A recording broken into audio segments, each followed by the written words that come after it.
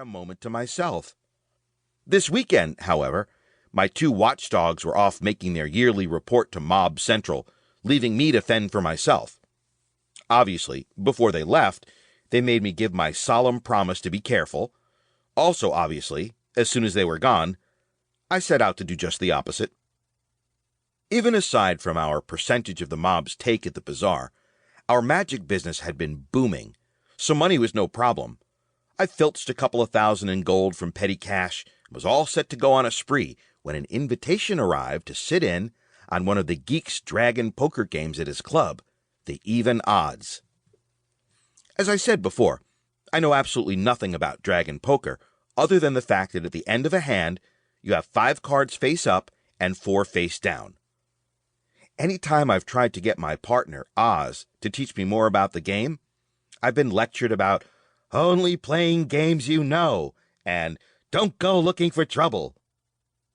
Since I was already looking for mischief, the chance to defy both my bodyguards and my partner was too much to resist. I mean, I figured the worst that could happen was that I'd lose a couple of thousand in gold, right? You're all overlooking something. This is the 43rd hand, and Skeeve there is sitting in a chair facing north. I took my cue from the groans and better censored expressions of disgust and raked in the pot. "Say, geek," Grunk said, his red eyes glittering at me through half-lowered eyelids. "Are you sure this Skeeve fellow isn't using magic?" "Guaranteed," responded the Deville who was gathering the cards and shuffling for the next hand. "Any games here I host at the Even Aahz is monitored against magic and telepathy." "Well, I don't normally play cards with magicians, and I've heard that Skeeve here is supposed to be pretty good in that department.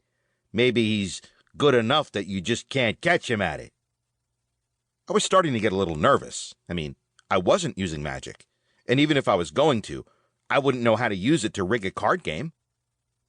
The trouble was that Grunk looked perfectly capable of tearing my arms off if he thought I was cheating. I began racking my brain for some way to convince him without admitting to everyone at the table just how little I knew about magic. "Relax, Grunk. Mr. Skeeve's a good player, that's all. Just because he wins doesn't mean he's cheating." That was Pidge, the only other human type in the game. I shot him a grateful smile. "I don't mind someone winning," Grunk muttered defensively, "but he's been winning all night." "I've lost more than you have," Pidge said, "and you don't see me griping. I'm telling you, Mr. Skeeve is good. I've sat in on games with the kid, and I should know."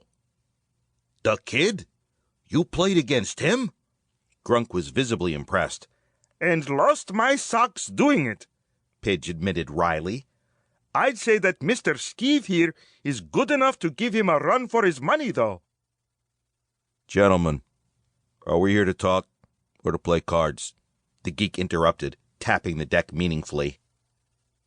"I'm out," Pidge said, rising to his feet. "I know when I'm outclassed, even if I have to go in the hole before I'll admit it. My marker is still good, geek?" "It's good with me if nobody else objects." Grunk noisily slammed his fist down on the table, causing several of my stacks of chips to fall over.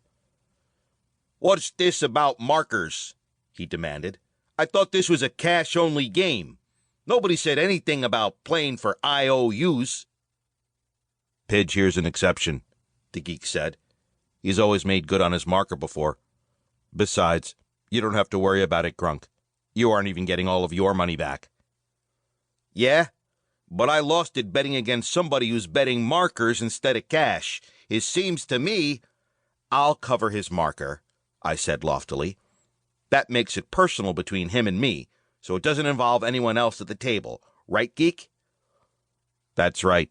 Now shut up and play, Grunk, or do you want us to deal you out?" The monster grumbled a bit under his breath, but leaned back and tossed in another chip to ante for the next hand. "Thanks, Mr. Skeeve," Pidge said. "And don't worry, like the geek says, I always reclaim my marker."